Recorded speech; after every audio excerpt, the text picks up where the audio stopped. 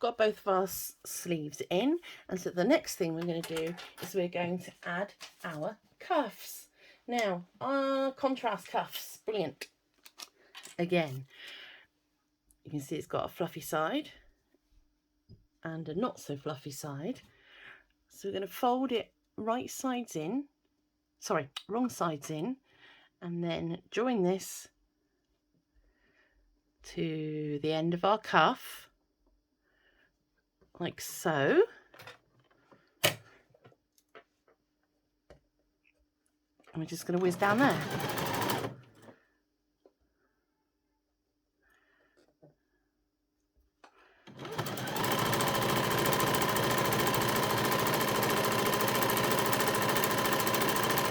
It's so gorgeous. Cut your threads. And so when we open it out, we've got a lovely cuff. Do that again on the other side. Let's go.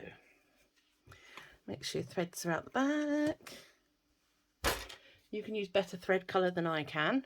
I am doing this, as always, so that it's got a contrast so you can actually see what I'm doing.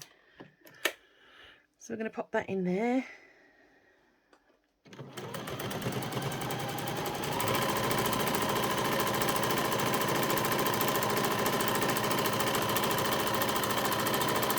And that's our cuffs on. Wonderful, isn't it? Right, so now we've got our cuffs on. Where does that come from? Right, now we've got our cuffs on. We can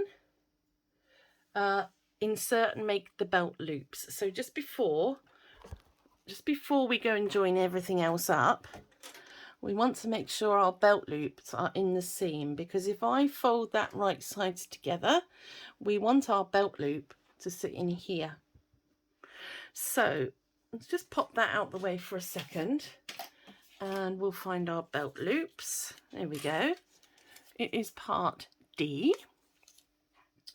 Now what we want to do to make the belt loops is, for both loops, we're going to sew through all layers near the edge to make two thinner pieces, just like you folded bias binding tape in half, and then, you know, sew the edges together to make a thinner bit. So basically what I'm talking about is we're going to fold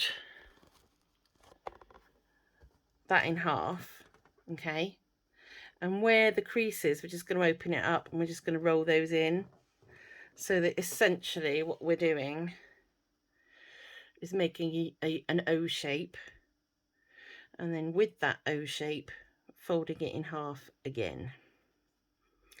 Bit tricky, but get that under your machine, you'll be fine, because what you can do is fold it and then guess what? Oh, it's magic clip time, like a boss. Look at that. Probably needs to come to the left a bit, just so that I can get this lot folded in. There we go. So that's in half and in half again.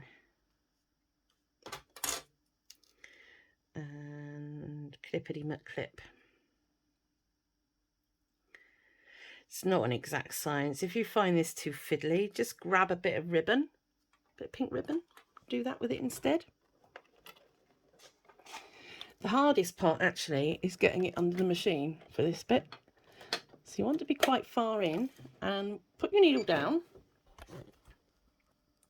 because you may need some help with guiding this. So I've got our needle down and we've got our threads out the back here. If you pull them when you make your first stitch, it will help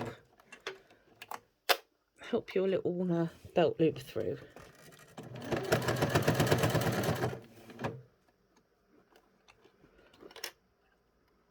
Let's just make sure these are all pushed in, which they're not.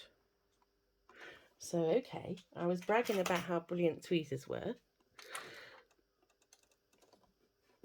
Use the tweezers to push that into place, and then just to hold them down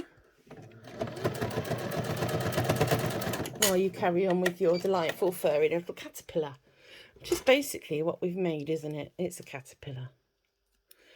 Okay, so let's zoom out again, because what we're going to do is on the right side of your dressing gown, whoops, and by right side I don't mean opposite to left, I mean the correct side. Just lay it down like that